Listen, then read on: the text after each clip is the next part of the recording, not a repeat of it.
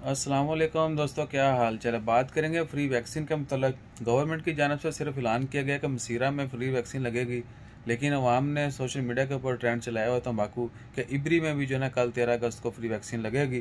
तो वो खबर गलत है। हमें भी कुछ लोगों ने कहा था कि भैया खबर डाल दें, ब्रेकिंग न्यूज़ है 13 अगस्त को इबरी में भी वैक्सीन लगेगी।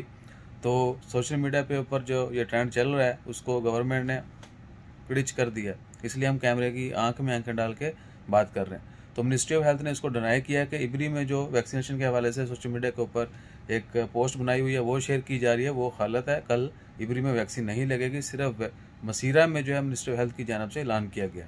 सो अपना ख्याल रखें और इस तरह के तंबाकू से बचें। बाकी जैसे कोई खुशखबरी आती है, क्योंकि मैं इसलिए खुशखबरी बोल रहा हूँ, पहली वीडियो में बोला था कि लोग कहते हैं भाई जिदों तक एयरपोर्ट की वीज़ा की खबर ना लियांदी तो खबर शेयर ना करें जी। अपना ख्याल रखो, दुआओं में याद रखो। तो कैमरे की अख दे अखां पा के गल कर रहे हैं।